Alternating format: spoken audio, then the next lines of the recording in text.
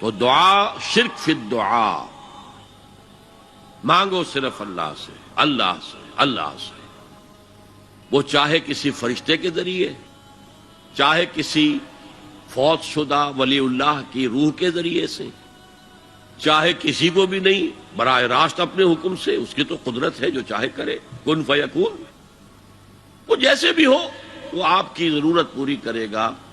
وہی ہے جو کہ مشکلات کو حل کرنے والا ہے، وہی ہے کہ رزق دینے والا ہے، وہی ہے جو مرض سے شفا دینے والا ہے۔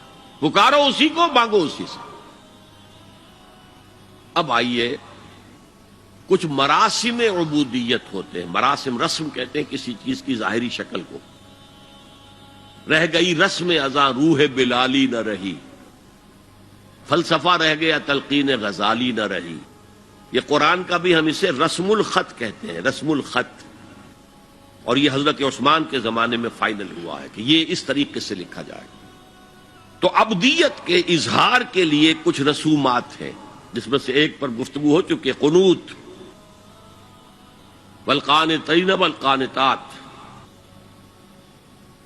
یہ جو ہے اللہ کے حضور میں چاہے ہاتھ باندھے چاہے ہاتھ کھلے ہوں، لیکن ذرا جھک کر گردن میں خم کر کے کھڑے ہونا، یہ نماز کے اندر جو قنوت ہے، یہ قنوت ہے، یہ بھی اپنی عاجزی کا اظہار ہے، عجز اور تذلل۔ وہ جو ابن قیم کی میں نے ڈیفینیشن آپ کو بتائی، العبادت تجمع اصلین، غایت الحب وغایت الذل والخضوع، حد درجے میں اللہ کے سامنے بچ جانا، جھک جانا، گر جانا، رکوع، سجدہ اللہ کے سوا کسی کے لیے نہیں۔ اور اس معاملے میں دین محمدی جو اپنی تکمیل کو پہنچ گیا، الیوم اکملت لکم دینکم واتممت علیکم نعمتی ورضیت لکم الاسلام دینا، آ حضور کی بعثت سے قبل سجدہ تعظیمی جائز تھا، کسی شخص کی تعظیم کے لیے، اس کی عزت کے لیے اس کے سامنے سجدہ کرنا جائز تھا۔ حضرت یوسف کے سامنے ان کے والدین اور 11 بھائی سجدے میں گر گئے۔ بچپن میں خواب دیکھا تھا اور 40-50 سال بعد اس کی تعبیر بالفعل ایک اس واقعے کے طور پر سامنے آ گئی۔ سجدہ کرنا، جھکنا، سجدہ کرنا، یہ جائز تھا، سجدہ تعظیمی۔ حضور پر شریعت مکمل، توحید مکمل، اب ہر نوع کا سجدہ حرام مطلق ہے سوائے اللہ کے کسی کو۔ ہمارے مسلمانوں نے بھی اپنے دور ملوکیت میں سجدہ تعظیمی شروع کرا، عدالت کے اندر بادشاہ کے دربار میں جا رہے تو سجدہ، سر جھکا کر، رکوع کی حالت میں۔ یا آپ کے پڑوس میں جو حیدرآباد کی ریاست تھی، سلام کیسے کرتے تھے، کتنے جھکتے تھے، اور پھر وہ جھک کر وہ سلام ہو رہے۔ یہ مشرکانہ فعل ہے، مغلیہ دربار میں بھی تھا۔ شیخ احمد سرہندی رحمت اللہ علیہ نے کہا غلط ہے، حرام ہے، جائز نہیں۔ دربار میں شکایت پہنچ گئی، آخر مخبری کرنے والے بھی تھے، حاسد بھی تھے، وَمِن شَرِّ حَاسِدٍ إِذَا حَسَدَ۔ طلبی ہو گئی، بلایا گیا دربار میں، حاضری، اور ایسا اہتمام کیا گیا کہ جب حضرت مجدد آگے آئیں بادشاہ تک جانے کے لیے تو درمیان میں ایک دیوار سی حائل کر کے اس میں کھڑکی کھول دی کہ اس میں سے جھک کر گزریں گے نا تو رکوع کسی درجے میں تو ہو جائے گا۔ رکوع بھی سجدے ہی کی ایک شکل ہے، سجدے کا ہاف کہہ لیجئے، لیکن یہ کہ جب آیات سجدہ آتی ہے قرآن مجید میں تو عام نمازوں میں دیکھتا ہوں کہ وہ آیات سجدہ والی آیات پڑھی نہیں جاتی، حالانکہ ان کی ایک خاص کیفیت ہے۔ تراویح میں تو پڑھی جاتی ہے لیکن پہلے بتا دیتے ہیں کہ یہ دوسری رکعت میں یا پہلی رکعت میں سجدہ آ رہا ہے تو لوگ تیار ہوتے ہیں، لیکن رکوع بھی اگر فوراً ہو جائے آیت سجدہ کے بعد تو اس سے بھی اس سجدے کا حق ادا ہو جاتا۔ بہرحال حضرت شیخ مجدد رحمت اللہ علیہ دربار میں آئے تو اس کھڑکی میں سے پہلے پاؤں گزارے، پھر اپنا سر نکالا،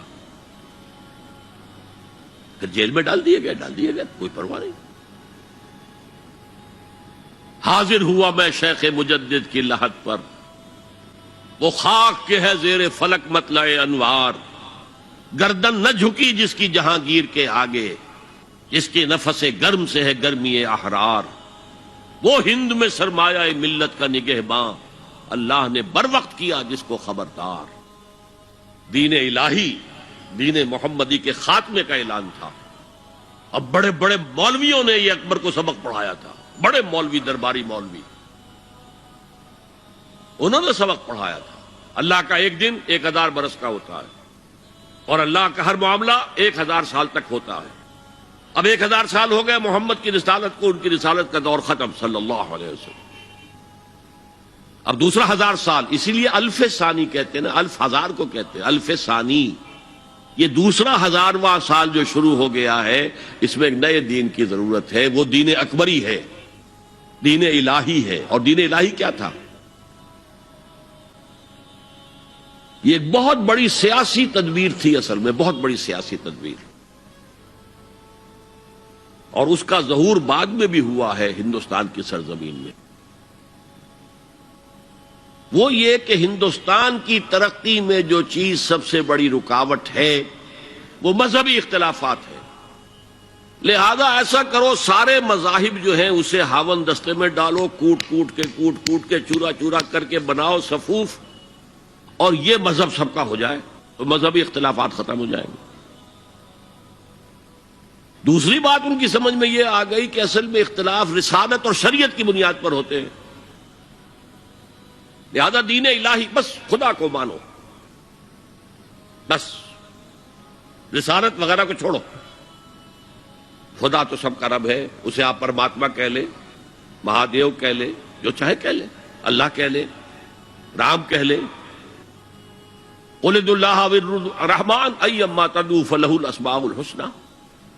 قرآن کہتا ہے تم اللہ کہہ کر پکار لو یا رحمان کہہ کر پکار لو، جس کو بھی تم پکار رہے ہو یہ جان لو کہ تمام اچھے نام اسی کے ہیں۔